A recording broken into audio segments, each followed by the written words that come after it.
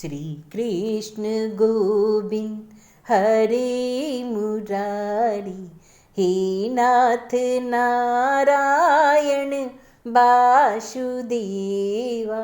अथ षट्पंचाशतमो अध्याय। शम्यंतक मणि की कथा। जामवंती जी और सत्यभामा के साथ श्री कृष्ण जी का विवाह।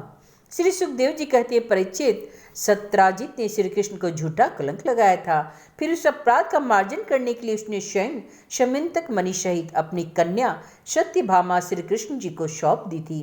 राजा परीक्षित ने पूछा, भगवान, सत्राजित ने भगवान श्री कृष्ण का क्या अपराध किया था? उसे शम्यंतक मणि कहाँ से मिली और उसने अपनी कन्या उन्हें क्यों दी? श्री सुखदेव जी ने कहा, परीक्षित, सत्राजित भगवान सूर्य का बहुत बड़ा भक्त था। वे उसकी भक्ति से प्रसन्न होकर उसके बहुत बड़े मित्र बन गए थे। सूर्य भगवान ने प्रसन्न होकर बड़े प्रेम से उसे शम्यंतक मणि दी थी। सत्राजित उस मणि को गले में धारण करके ऐसी चमकने लगा मानो स्वयं सूर्य ही हो। परीक्षित, जब सत्राजित द्वारका में आया तब अत्यंत तेजस्विता के कारण लोग उसे पहचान न सके। दूर से उसे देखकर लोगों की आंखें चौंधिया गई। लोगों ने समझा कदाचित सूर्य भगवान ही आ रहे हैं। उन लोगों ने भगवान के पास आकर उन्हें इस बात की सूचना दी। उसमें भगवान श्री कृष्ण चौसर खेल रहे थे। लोगों ने कहा, शंख चक्र गदाधारी नारायण कमल नयन दामोदर यदुवंश शिरोमणि गोविंद, आपको नमस्कार है।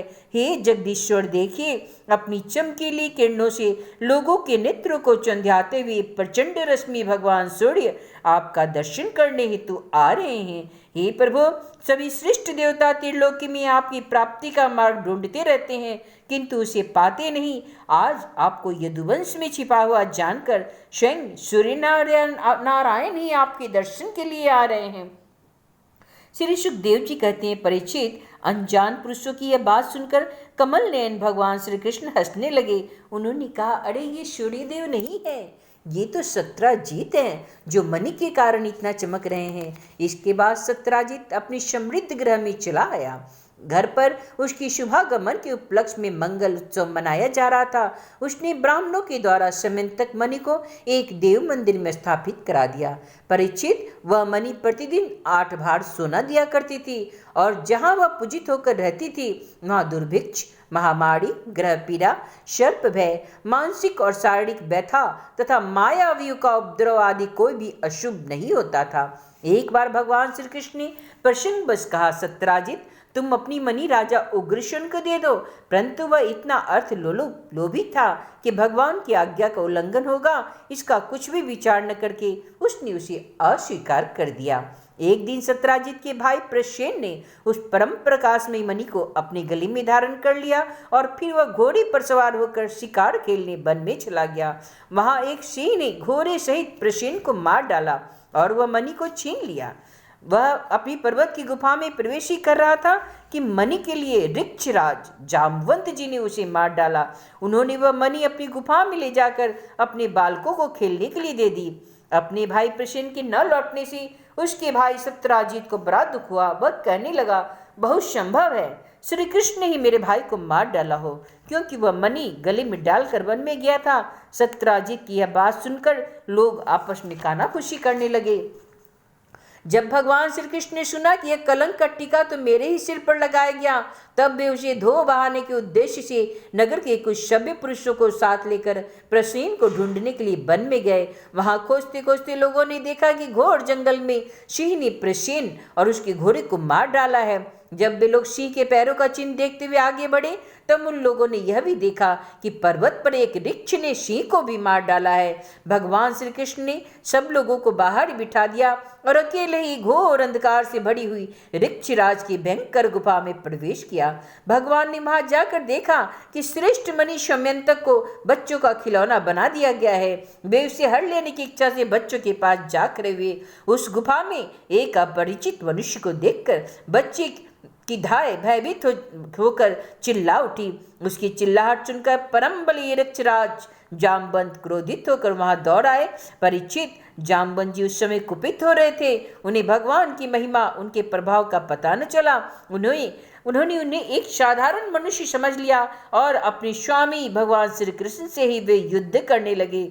जिस प्रकार मांस के लिए दो बाज आपस में लड़ते हैं, वैसे ही विद्याभिलाषी भगवान श्री कृष्ण और जाम्बवंत जी आपस में घमासान युद्ध करने लगे। पहले तो उन्होंने अस्त्र शस्त्रों का प्रहार किया, फिर शिलाओं का। तत्पश्चात वे वृक्ष उखाड़ कर एक दूसरे पर फेंकने लगे। अंत में उन्होंने बाह युद्ध किया। परीक्षित, ब्रज प्रहार के समान कठोर घुसरों से आपस में वे 28 दिनों तक बिना विश्राम किए रात और दिन लड़ते रहे।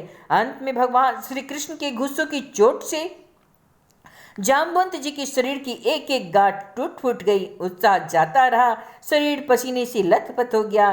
तब उन्होंने अत्यंत विस्मित चकित होकर भगवान श्री कृष्ण से कहा, प्रभु, मैं जान गया, आप ही समस्त प्राणियों के स्वामी, रक्षक, पुराण पुरुष भगवान विष्णु हैं।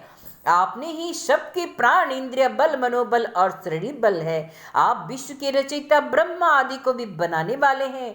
आप वे बनाए हुए पदार्थों में भी सत्ता रूप से आप ही विराजमान हैं। काल के जितने भी अवयव हैं, उनके नियामक परम काल आप ही हैं और शरीर भेद से भिन्न भिन्न प्रतीयमान अंतरात्माओं के परमात्मा भी आप ही हैं। हे प्रभु, मुझे स्मरण है, आपने अपने नेत्रों से तनिक सा भी क्रोध का भाव लेकर तिरछी दृष्टि से समुद्र की ओर देखा था। उस समय समुद्र के अंदर रहने वाले बड़े बड़े घड़ियाल और मगरमच्छ क्षुब्ध हो गए थे और समुद्र ने आपको मार्ग दे दिया था। तब आपने उस पर सेतु बांधकर सुंदर यश की स्थापना की तथा लंका का विध्वंस किया। आपके बाणों से कट कट कर राक्षसों के सिर पृथ्वी पर लौट रहे थे। अवश्य आप मेरे वे ही श्री राम जी हैं जो श्री कृष्ण के रूप में पधारे हैं। परीक्षित, जब ऋक्षराज जाम्बवंत ने भगवान को पहचान लिया, तब कमल नयन श्री कृष्ण ने अपने परम कल्याणकारी शीतल कर कमलों को उनके शरीर पर फेर दिया। फिर अहेतुक की कृपा से भरकर प्रेम गंभीर वाणी से अपने भक्त जाम्बवंत जी से कहा, ऋक्षराज, हम मणि लेने के लिए तुम्हारी इस गुफा में आए हैं।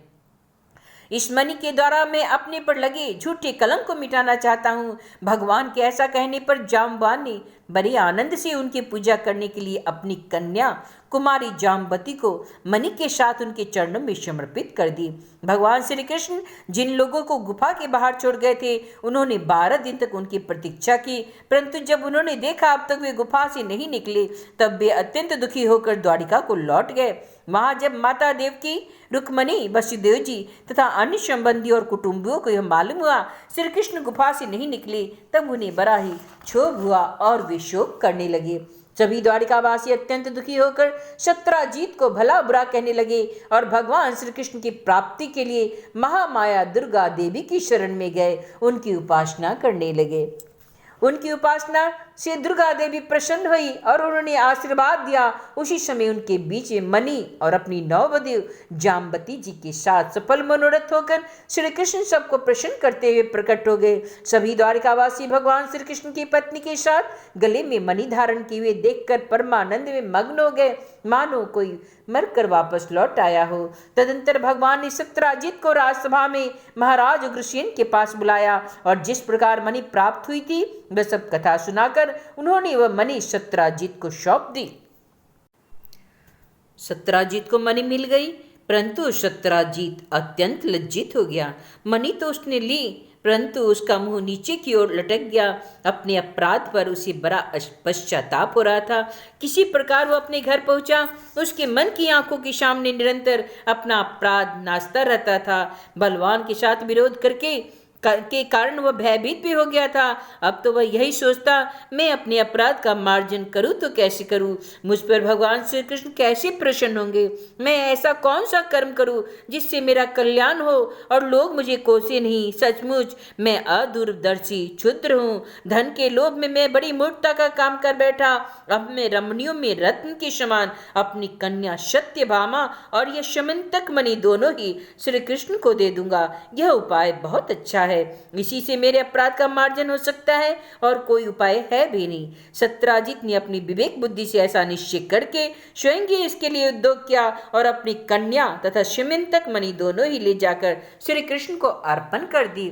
सत्यभामा शील स्वभाव, सुंदरता, उदारता आदि सद्गुणों से संपन्न थी। बहुत से लोग चाहते थे कि सत्यभामा हमें मिले और उन लोगों ने उन्हें मांगा भी था, परंतु जब भगवान श्री कृष्ण ने विधि पूर्वक उनका पानी ग्रहण किया, परीक्षित, भगवान श्री कृष्ण ने सत्यराजीत से कहा, हम शम्यंतक मणि तो नहीं लेंगे। आप सूर्य भगवान के भक्त हैं, इसलिए यह आपके पास ही रहे। हम तो केवल उसके फल के अर्थात उससे निकले हुए सोने के अधिकारी है, वही आप हमें दे दिया करें। इति श्रीमद्भागवते महापुराणे परमहंस्यां संहितायां दशम स्कन्धे उत्तरार्धे शम्यन्तकोपाख्याने षट्पञ्चाशत्तमोऽध्याय। श्री कृष्ण गोविंद हरे मुरारी, हे नाथ नारायण वासुदेव।